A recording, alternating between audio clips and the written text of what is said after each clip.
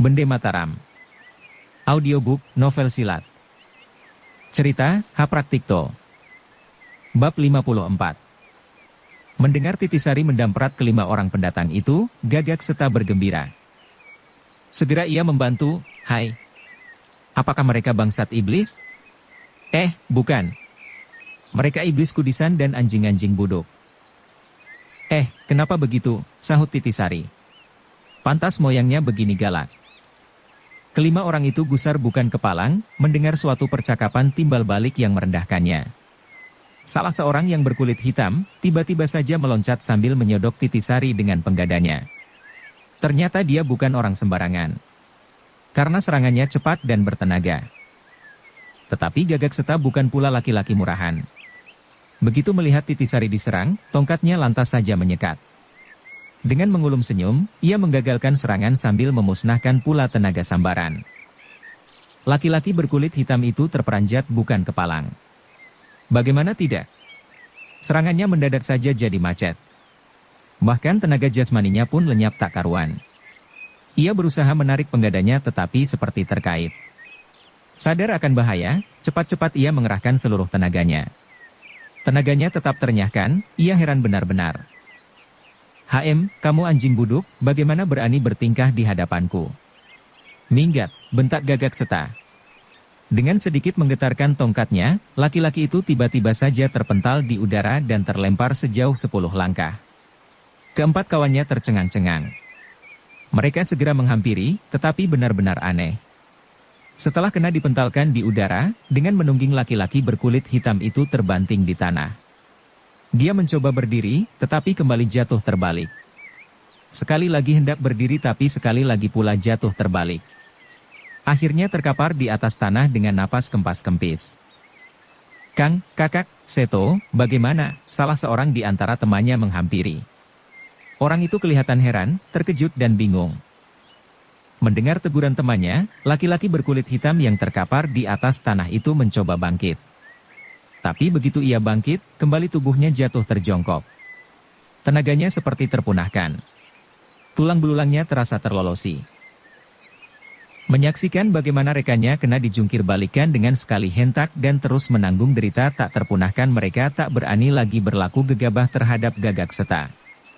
Serentak mereka bersiul memanggil barisan tahuannya dan berlindung dalam kerumunannya. Rupanya mereka telah minum obat pemusnah bisa, sehingga tidak takut berada di antara binatang-binatang angkasa yang berbisa itu. "Siapa kamu?" damprat salah seorang di antara mereka yang tadi memaki Gagak Seta, Titisari dan Sangaji sebagai iblis. "Jika kamu laki-laki, sebutkan nama kalian." Gagak Seta mendongakkan kepala sambil tertawa terbahak-bahak. Sama sekali dia tak memandang mereka. "Hai, kamu bilang apa?" tiba-tiba Titisari membalas mendamprat. "Apakah matamu lamur, sampai aku pun kalian sebutkan laki-laki? Kamu gerombolan orang liar, kenapa menggembala begini banyak tabuan untuk mencelakai kami?" Selagi mereka hendak menjawab, tiba-tiba terdengarlah gemeretak roda kereta yang ditarik 2 ekor kuda. Sekalian yang berada di tempat itu, menoleh ke arah jalan. Dan nampaklah seorang laki-laki berpakaian putih mendongakkan diri dari jendela kereta. Laki-laki itu kemudian memberi perintah kepada saisnya agar menghentikan kuda penarik dengan serentak. Kemudian ia meloncat ke tanah dan berjalan perlahan-lahan menghampiri mereka. Barisan tabuan yang kena dimasuki, segera bubar berderai dan beterbangan kalang kabut. Kelima penggembala tabuan dengan gugup menyibak pula dan membungkuk hormat kepadanya. Titisari terkejut, karena dia kenal siapakah orang itu. Dia adalah sang Dewa Resi, pemimpin rombongan dari Banyumas yang pernah mengganggunya di Serambi Kadipaten Pekalongan. Dia pula lah yang berani berkata keras di depan Pangeran Bumi Gede di dalam rapat agung. Pribadinya memang berwibawa dan berpengaruh. Gerak-geriknya gesit dan langkahnya penuh yakin. Tatkala melihat Titisari, sebentar ia terperanjat. Kemudian cepat tenang kembali seperti tidak mendapat sesuatu kesan. Dengan berkulum senyum, ia menghampiri Gagak Seta sambil membungkuk hormat. "Beberapa sahabatku telah mengganggu Tuan. Atas kekurangajaran beberapa sahabatku, perkenankan aku meminta maaf," katanya. Kemudian beralih kepada Titisari, "Hai. Nona pun berada di sini. Mengapa meninggalkan Pekalongan tanpa pamit?" Titisari kenal akan perangai sang Dewa Resi tatkala di Serambi Kadipaten. Maka ia tak menghiraukan ucapannya. Sambil menoleh kepada Gagak Seta ia berkata mengadu. Paman Gagak Seta, inilah dia telur busuknya. Baiklah paman menghajar padanya, biar kapok. Gagak Seta mengangguk. Kemudian dengan pandang tajam ia mendamprat sang Dewa Resi.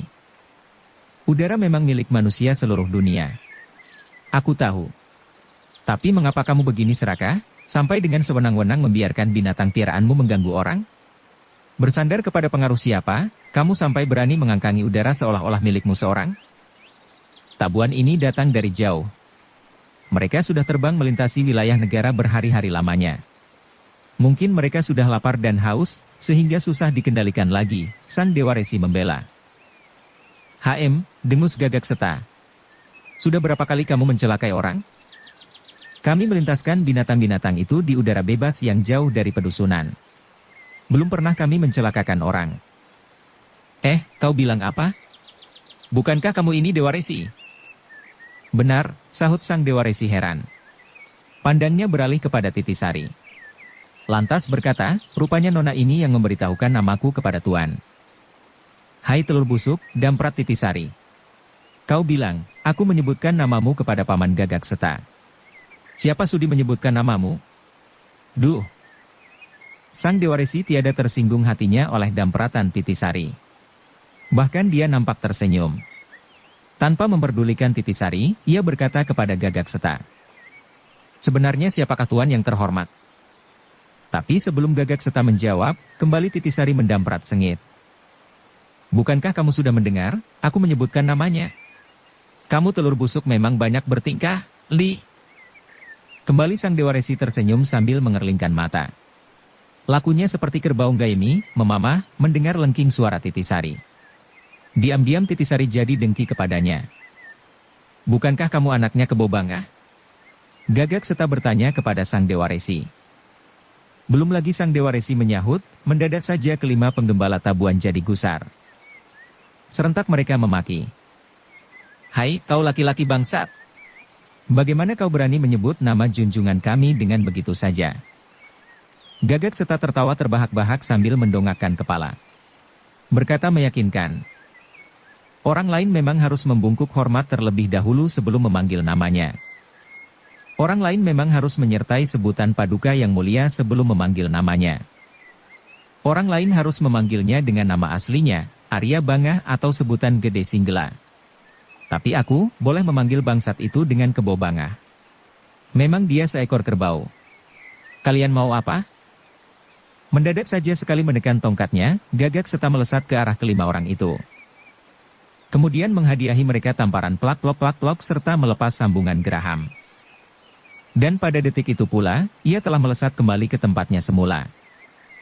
Hai, Paman Gagak Seta, teriak Titisari girang. Paman belum mengajar kepandaian ini kepadaku, Titisari benar-benar bersikap dingin terhadap mereka, sehingga tak menghiraukan peristiwa penamparan itu. Keruan mereka yang kena tampar Gagak Seta, mukanya menjadi matang biru. Sang Dewa Resi terperanjat menyaksikan kegesitan Gagak Seta. Cepat-cepat ia menolong bawahannya, agar terbebas dari rasa sakit. Jadi kamu kemenakan bangsat Kebo Bangah? Gagak Seta berkata dingin. Sudah 20 tahun lebih, aku tak berjumpa dengan pamanmu. Apakah dia belum mampus? Hai, Paman Gagak Seta, teriak Titisari girang. Paman belum mengajar kepandaian ini kepadaku, Titisari benar-benar bersikap dingin terhadap mereka, sehingga tak menghiraukan peristiwa penamparan itu. Keruan mereka yang kena tampar Gagak Seta, mukanya menjadi matang biru. Panas hatinya sang Dewa Resi, mendengar nama pamannya diperlakukan demikian. Tetapi sadar kalau Gagak Seta bukan orang sembarangan dan rupanya sudah mengenal pamannya, mau tak mau ia harus menelan hinaan itu. Dengan terpaksa ia membungkuk hormat seraya berkata, Paman pernah berkata kepadaku, bahwa sebelum sahabat-sahabatnya meninggal terlebih dahulu, dia belum mau kembali ke alam baka. Gagak Seta tertawa gelak. Mendamprat, otakmu palsu seperti pamanmu. Kamu pandai memakiku dengan jalan memutar. Bagus. Aku hanya hendak minta penjelasan, mengapa kamu membawa binatang piaraanmu menyeberang ke daerah Kasultanan? Sang Dewa Resi menyiratkan pandang kepada Titisari dan Sangaji. Melihat lengan dan kaki Sangaji penuh dengan tabuan, sesaat ia terhenyak. Pikirnya, lengan dan kaki bocah ini penuh rentep dengan tabuhan kelingking. Mengapa tidak mampus? Jangan lagi begini banyak, seekor tabuhan kelingking sudah dapat menyita nyawa seseorang. Memang selain bisa tabuhan kelingking berbahaya luar biasa, sesungguhnya jenis tabuhan itu sudah ditaburi racun berbahaya pula. Binatang-binatang itu direndam terlebih dahulu ke dalam getah buah lengas yang liurnya bisa membusukkan daging. Karena itu, seseorang yang kena disengat tabuhan kelingking, akan mati dengan daging membusuk. Sang Dewa Resi jadi sibuk menebak-nebak. Mau dia percaya, kalau Sang Aji memiliki ilmu sakti penolak bisa. Tetapi ilmu apakah itu? Menurut pamannya, di dunia ini tiada obat pemusnah racun lengas dan bisa sengat kecuali yang dimiliki keluarganya. Dasar ia berotak terang, maka tak mau dia berlaku gegabah. Dengan mengimbangi gelagat, terpaksa ia membungkuk hormat lagi menyahut pertanyaan Gagak Seta. Biasanya kami selalu tinggal di daerah Jawa Barat. Kali ini kami melancong ke wilayah Jawa Tengah. Karena iseng, kami membawa tabuhan kami. Kenapa? Bunga-bunga sari yang dibutuhkan tabuhan kami, dewasa ini nyaris ludes. Gagak Seta tertawa mendongak. Kamu bisa mengecoh siapa saja, tapi janganlah terhadapku. Memang betul, Paman, sambung Titisari. Telur busuk ini datang ke Jawa Tengah, karena memenuhi panggilan seseorang, ia menghadiri rapat rahasia di Serambi Kadipaten Pekalongan. Bukankah begitu? Sebenarnya Sang Dewa Resi mendongkol mendengar ujar Titisari, tetapi dia bisa membawa diri. Dengan tersenyum manis, ia membalas dengan membungkuk hormat. Memang keponakan dan paman, sama-sama busuk, kata Gagak Seta. Kamu bisa malang melintang di daerahmu tanpa ada yang mengusik. Tapi jangan mencoba-coba edan-edanan di sini. Jika Gagak Seta masih bernapas, janganlah bermimpi di siang hari bolong. Tapi karena memandang pamanmu, kali ini kamu kubebaskan. Nah, enyahlah dari sini. Merah pada muka Sang Dewa Resi direndahkan demikian rupa. Untuk melawan Gagak Seta, terang ia merasa takkan menang. Hendak menerima hinaan itu alangkah sakit. Maka dengan cerdik ia membalas. Jika demikian, kami mohon diri. Karena Tuan memandang paman, baiklah pula kami akan menghadap paman dan menyampaikan semua ucapan Tuan. Andai kata dalam beberapa tahun ini Tuan masih sehat walafiat, alangkah besar hati kami apabila Tuan sudi berkunjung ke pondok kami. Kami menjamin bahwa Tuan takkan menemukan suatu bahaya apapun juga. Gagak Seta tertawa lebar. Katanya sambil menaikkan alis, benar-benar mulutmu licin seperti pamanmu. Tetapi aku tak mempunyai kebiasaan berjanji kepada seseorang. Hanya ku tegaskan di sini, bahwa pamanmu tak takut kepadaku, aku pun tak takut padanya. 20 tahun yang lalu, aku dan pamanmu pernah bertempur beberapa kali. Hasilnya setali 3 uang.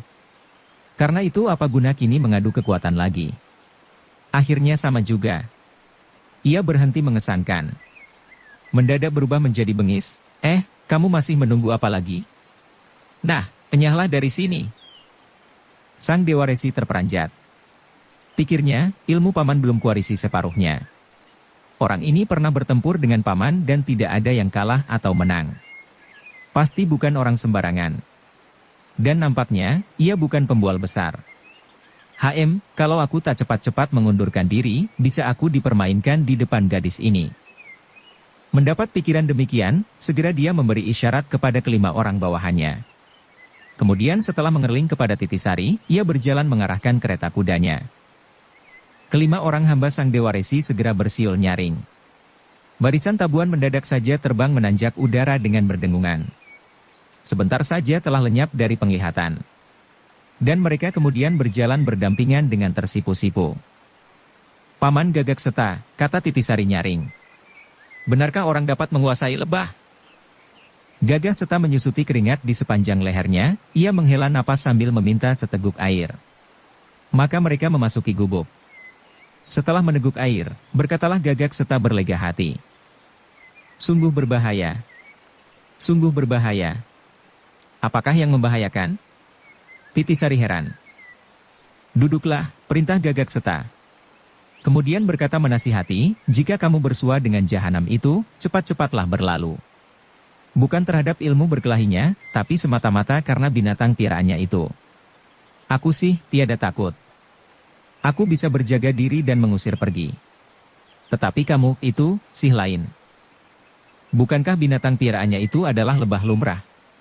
Titisari menungkas. Bukan. Bukan. Tabuan itu bernama kelingking. Lihat. Warnanya hitam bersemu hijau. Dan di sepanjang perutnya tergarit warna merah, sahut Gagak Seta sambil menjumput seekor tabuan yang mati merentep pada tubuh Sang Aji.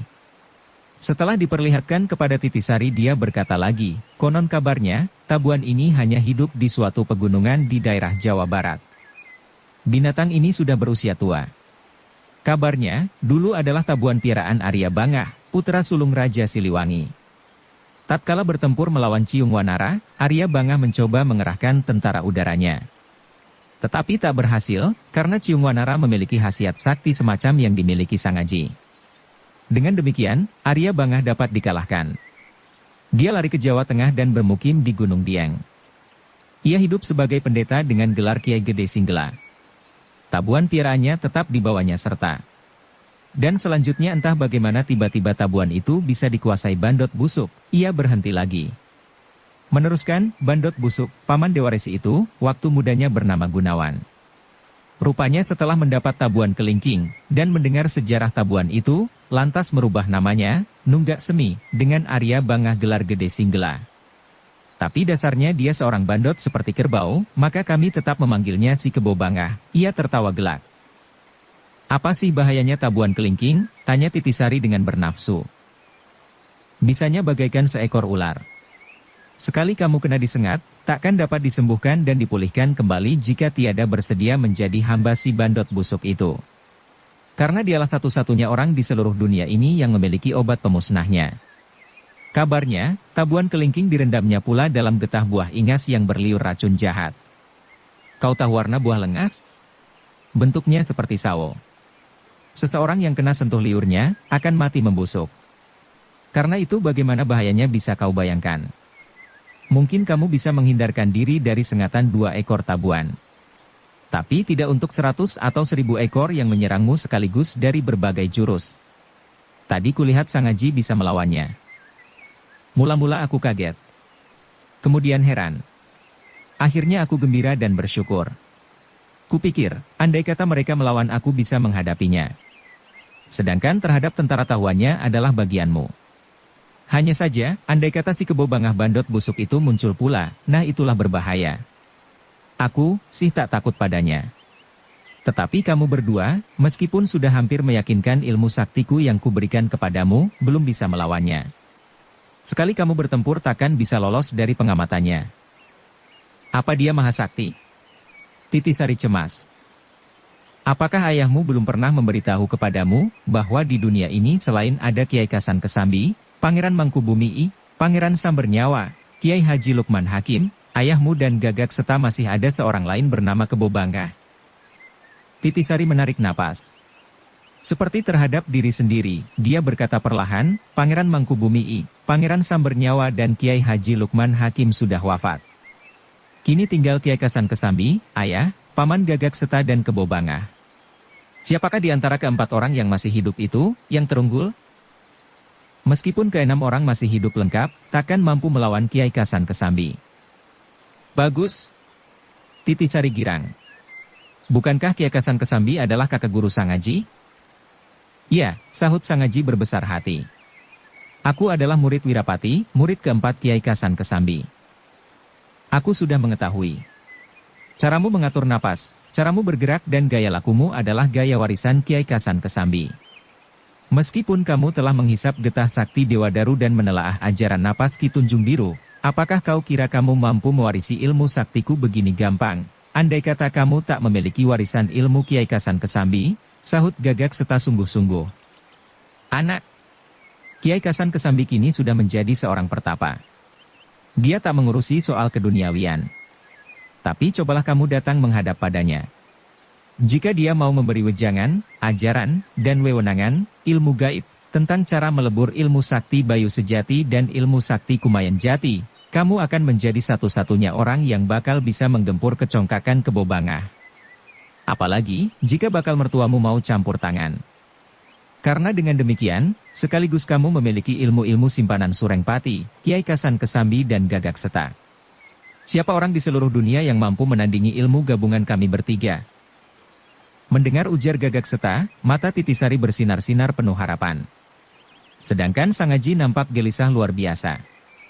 Sebab, tiba-tiba saja teringatlah dia kepada gurunya yang sudah berjalan mendahului sebulan yang lampau. Tiba-tiba Gagak Seta melompat berdiri dan kemudian berjalan mondar-mandir seperti laku serigala, ia termenung-menung beberapa saat lamanya. Kemudian berkata seorang diri. Bandot Bengkotan Kebo Bangah itu sudah berhasil memiliki ilmu swaradhana untuk menaklukkan semua binatang galak dan berbisa. Inilah ketekunan yang tidak mudah. Dewa Resi bisa menghasut yang bukan-bukan kepadanya.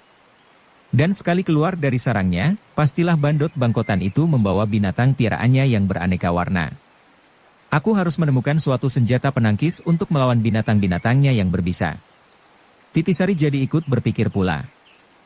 Paman, di tempat kami, di Kepulauan Karimun Jawa, penduduk gemar makan ulat lebah. Aku pernah ikut salah seorang pelayan kami yang sering mencari sarang-sarang lebah di hutan. Dia membebat kepalanya dengan kain tebal. Kemudian dengan membawa obor dia mengusir kerumunan lebah. Dengan demikian berhasillah dia membawa sarang lebah pulang. Bagus, sahut Gagak Seta, tetapi mukanya nampak suram. Ia berjalan mondar-mandir kian cepat. Tapi aku bukan seorang perempuan yang hanya pandai mempertahankan diri atau hanya mengusir tabuan, katanya seperti memaki diri sendiri. Titisari terdiam, ia tak berkata lagi. Dan membiarkan Gagak Seta sibuk seorang diri semalam penuh. Keesokan harinya karena melihat Gagak Seta agaknya membatalkan kepergiannya, segera ia berkemas dan berangkat memasuki dusun berbelanja. Waktu matahari hampir mendekati titik tengah, ia datang kembali dengan membawa 2 ekor ayam dan sebuah bungkusan tebal. Beda dengan biasanya, Gagak Seta sama sekali tak menaruh perhatian kepada 2 ekor ayam yang dibawanya. Masih saja ia duduk termenung-menung seperti seorang lagi berduka. Dengan demikian, Titisari bisa memasak dengan leluasa tanpa gangguan. Setelah selesai memasak, ia membuka bungkusannya. Kemudian berkata kepada Sang Aji. Aji, kau bisa bermain dakon? Permainan dakon adalah permainan petak dengan biji sawo. Dia adalah gadis lincah yang tak senang kepada suatu kemurungan. Untuk mengisi kekosongan hati, ia mencari kesibukan lain. Tadi ia membeli sebungkus isi sawo. Maksudnya hendak dipergunakan sebagai biji-biji permainan dakon. Tapi kawannya, Sang Aji, adalah seorang pemuda yang dibesarkan di tangsi militer Belanda. Masa kanak-kanaknya hilang direguk suatu nasib yang tak berketentuan. Permainan kanak-kanak tak begitu banyak dikenalnya. Kecuali memancing, berketapel, berlari, berburu dan adu tinju. Dakon? Apa dakon itu? Lidih. Masa tak tahu? Titisari setengah menyesali. Mari kuajari. Dengan tersenyum pahit, Sang Aji menghampiri. Ia merenungi gadisnya, tatkala membuat 16 lobang di tanah. Kemudian mengisi tiap lobang dengan 7 biji isi sawo. Sekarang lihat dan dengarkan petunjuk-petunjukku, hendak mulai mengajar. Mendadak saja, Gagak Seta yang duduk termenung-menung seorang diri melesat sambil meraup semua biji isi sawo. Ini dia. Ketemu. Ketemu, serunya girang. Kemudian ia lari keluar gubuk dan dengan sekaligus menebarkan seraup biji isi sawo ke udara. Hai! Bukankah isi sawo ini bisa dijadikan senjata pembidik pemusnah tabuan, katanya nyaring. Melihat Gagak Seta begitu girang, Sang Aji dan Titisari saling memandang. Mereka ikut pula lari keluar gubuk menyaksikan Gagak Seta membidikkan biji-biji sawo dengan cekatan dan berwibawa. Ah, seru Titisari tertahan. Sekiranya biji-biji sawo bisa paman jadikan suatu senjata bidik, alangkah gampang. Aku bisa mengumpulkan biji sawo ribuan dalam sehari. Kamu memang anak siluman, kata Gagak Seta. Seandainya tidak ada kamu, sampai kepala ubanan tak bakal aku menemukan senjata pemusnah untuk melawan tabuan si Bandot Kebo Bangah. Hai, kamu bocah berdua, ikutlah aku. Bukankah kamu ingin kuajari ilmu membidik untuk menumbangkan lawan dari jauh? Orang tua itu lantas saja menarik lengan kedua muda-mudi itu. Mereka dibawa lari memasuki hutan. Dan di sana mereka diajar menimpuk dari jauh dan membidik cepat. Ilmu membidik dan menimpuk tidak hanya bersandarkan suatu tenaga jasmani belaka, tetapi harus menguasai tenaga napas yang teratur. Dengan demikian, bisa mengendalikan daya tekan dan lontaran yang dikehendaki. Untuk melahirkan ilmu itu, mereka berdua membutuhkan waktu 10 hari lamanya. Tetapi Gagak Seta nampak bergirang benar. Dengan pandang berseri-seri tak bosan-bosan ia memuji hasil penemuannya itu. Memang aku seorang jembel. Bagaimana aku bisa membeli alat senjata yang bukan-bukan? Sekarang aku tak perlu lagi kain penutup tubuh atau obor gede. Cukup dengan sekali lontaran, aku bisa meruntuhkan ribuan tabuan. Si tua bangsat kebo bangah pasti akan mendongkol setengah mati. Karena gembiranya, Sang Aji diajari pula ilmu permainan petak. Mula-mula berloncat-loncatan seperti kanak-kanak bermain petak. Tapi lambat laun, terasa besar daya gunanya. Karena tiba-tiba menjadi ilmu rahasia mengenal bidang gerak. Untuk menguasai ilmu petak ini, Sang Aji memerlukan 9 hari lamanya. Sebaliknya Titisari sudah dapat memahami dalam waktu hanya 3 hari saja. Dengan demikian, nampaklah perbedaan nilai kecerdasan antara Sang Aji dan Titisari. Sesungguhnya, sampai di kemudian hari Sang Aji tak dapat melawan kecerdasan otak Titisari. Sebaliknya, Titisari di kemudian hari menemukan suatu kesulitan karena kecerdasan otaknya sendiri. Seperti diketahui, seseorang yang terlalu pandai tak betah menekuni suatu ajaran sampai mencapai dasarnya, karena tak mau terikat oleh suatu pengertian tunggal yang beku. Deru hatinya ingin menguasai ilmu-ilmu yang lain dengan cepat dan sekaligus seperti arus air turun dari ketinggian yang segera meraba seluruh persada bumi yang dihadapi. Itulah sebabnya, dalam hal ketabahan, keuletan, kesempurnaan dan ketangguhan tak menang dengan Sang Aji. Setelah menerima ajaran ilmu petak, Gagak Seta hendak menurunkan pula ilmu menggunakan tongkat. Tetapi Sang Aji menolak. Mengapa? Gagak Seta heran. Otakku terlalu bebal, katanya. Paman sudah mengajariku begini banyak. Ilmu Kumayan Jati saja belum dapat kukuasai dengan sempurna. Gagak Seta terhenyak sebentar. Dengan berdiam diri ia merenungi pemuda itu. Pikirnya, anak ini jujur, sederhana, dan berhati mulia. Hatinya tidak serakah seperti kebanyakan. Kukira hanya alasan yang dicari-cari saja, dia menyatakan tidak akan sanggup menerima beberapa macam ilmu. Sang Aji, kamu seorang yang jujur, akhirnya dia berkata. Kemudian dengan menggandeng Titisari ia berkata kepada gadis itu, ayo, kita berlatih. Dan dengan sekali melesat, tubuhnya hilang di balik semak belukar dengan menggandeng Titisari. Bersambung ke bab 55. Dukung kami dengan subscribe, follow, like, komen dan share. Terima kasih.